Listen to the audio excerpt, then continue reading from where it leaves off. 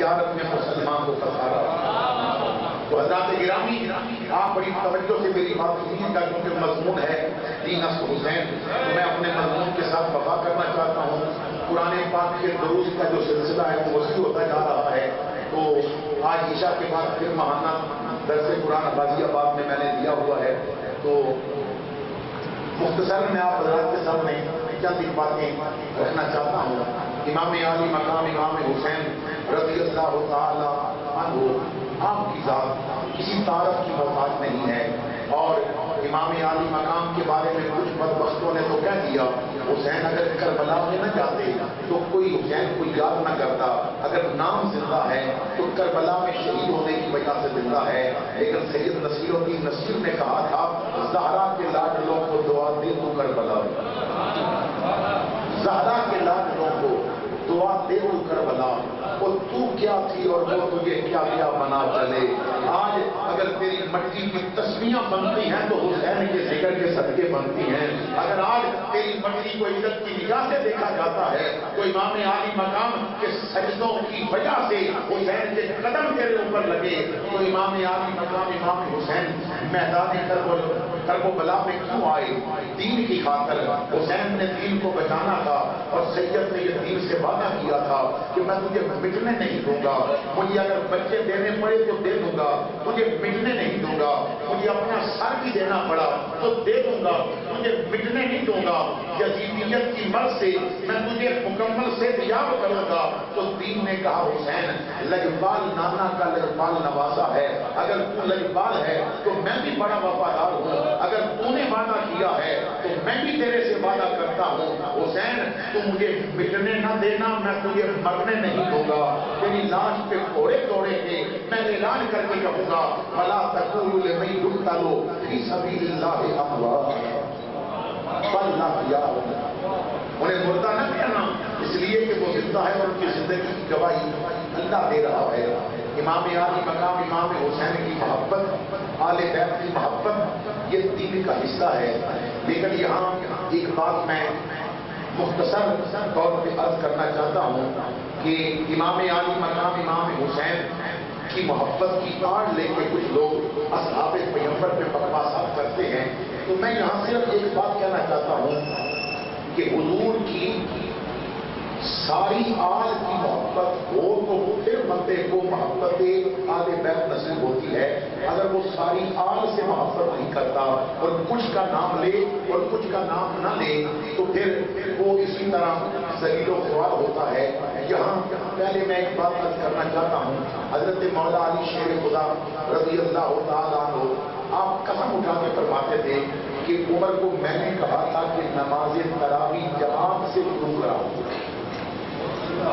نہج البلاغہ کے اندر اس کی شرح کے اندر علماء نے حضرت علی کا یہ قول لکھا ہے کہ حضرت علی فرماتے ہیں عمر کو میں نے کہا تھا کہ نماز تراویح جماعت کے ساتھ شروع کراؤ، اور پھر صرف مولا علی نے کہا نہیں، حضرت عثمان غنی کے زمانہ خلافت کے 7 سال ایسے گزرے ہیں کہ ہر سال رمضان پہ قرآن سناتے علی تھے اور سامنے عثمان غنی ہوا کرتے تھے۔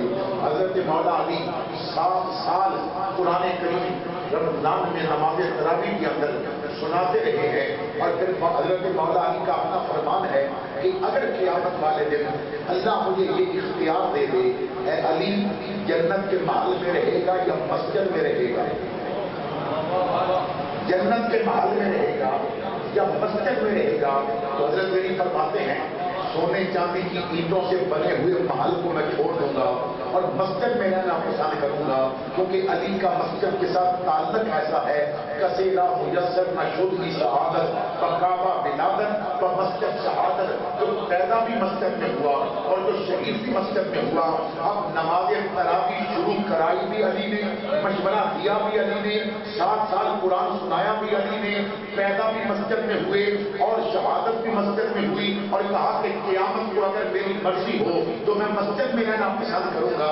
تو یہ الفاظ بتاتے ہیں کہ علی کا وہ لگتا ہے جو مسجد میں علی کا ذکر کرے، جو کوئی اور مکان بنا کے علی کا ذکر کرے اس کا علی کے ساتھ کوئی تعلق نہیں ہے، کیونکہ علی مسجد میں پیدا ہوا ہے، مسجد میں شہید ہوا ہے، علی مسجد کے مسجد تک تھا۔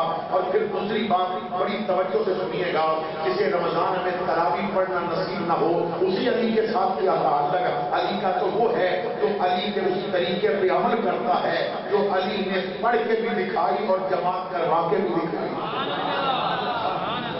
اور پھر ایک ضروری بات میں آپ حضرات کے سامنے رکھنا چاہتا ہوں, بہت ضروری بات, اللہ رب العزت اس پہ مجھے اور آپ کو عمل کرنے کی توفیق عطا فرمائے کہ حضرت مولا علی کا ہے کون ہے.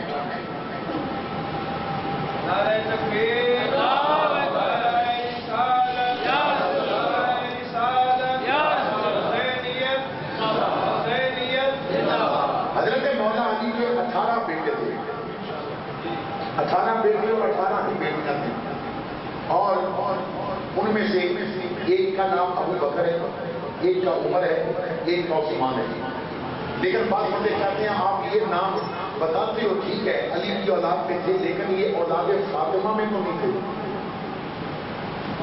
اولاد فاطمہ میں تو نہیں تھے. اب آئیے حضرت فاطمہ سے حضرت علی کی اولاد ہوئی 5, 2 بیٹیاں 3 بیٹے. حضرت محسن بچپن میں مثال فرما گئے, اور حضرت حسن اور حسین کے بڑے ہوئے سیدہ زینب اور سیدہ ام کلثوم, یہ 2 بیٹیاں تھیں. اب بڑی توجہ سے میری بات سنیے گا.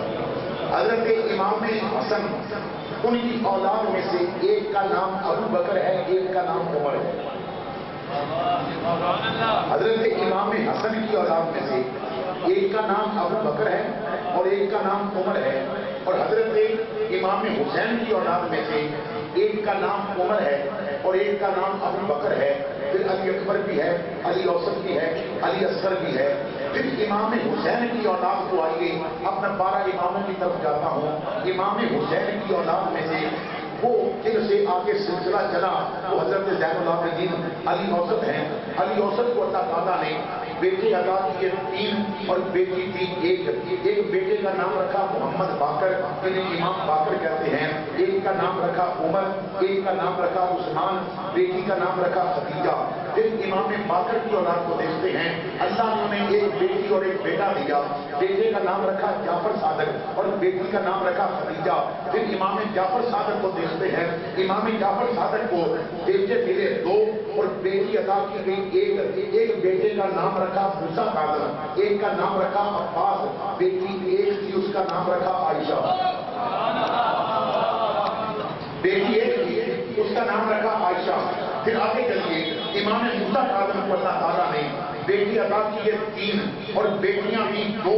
ایک بیٹے کا نام رکھا علی رضا, ایک کا نام رکھا ابو بکر, ایک کا نام رکھا عمر. بیٹیاں 2 تھی, ایک کا نام خدیجہ رکھا, دوسری کا نام عائشہ رکھا. آگے چلیے, پھر علی رضا کو حضرت امام علی رضا کو اللہ تعالیٰ نے 2 بیٹے, ایک بیٹا عطا کیا اور ایک بیٹی دی. علی رضا نے اپنے بیٹے کا نام محمد الجواد رکھا اور بیٹی ایک تھی اس کا نام عائشہ رکھا. اب میں دعوت فکر دیتا ہوں کہ سادات کا شجرہ کھولیں, سادات کے حالات زندگی دیکھیں. سیدوں کے گھروں سے ابو بکر بھی نکلے گا, عمر بھی نکلے گا, عثمان بھی نکلے گا, عائشہ بھی نکلے گی. آپ دنیا میں پھر کے دیکھو سیدوں کا لگتا کون ہے تو وہی لگے گا جن کے گھروں سے ابو بکر بھی نکلے گا, عمر بھی نکلے گا, عثمان بھی نکلے گا. جن کی بچیوں کا نام عائشہ ہوگا وہی سیدوں کا لگتا ہوگا, اور جن کے گھروں میں عائشہ کا نام باتھروموں میں لکھا جائے گا وہ سیدوں کا دشمن ہے, وہ اماموں کی بیٹیوں کا نام باتھروموں میں لکھا ہے. تو معلوم ہوا اہل سنت کا ہی تعلق اہل بیت کے ساتھ ہے. بے ادب استاد فرقے کو بتا دے اے حسن, یوں بیان کرتے ہیں سنی داستان اہل بیت. اور حضرت شاہ نصیر الدین نصیر نے کمال کر دیا ہے, فرماتے ہیں میں اصلی سید ہوں, میرا اہل بیت کے ساتھ تعلق ہے, ذکر سے دل کے دلے مستر کو ملتا ہے قرار. فرماتے ہیں کبھی نصیر کا دل اضطراب پہ ہو تو میں 2 کا ذکر کرتا ہوں تو مجھے چین مل جاتا ہے.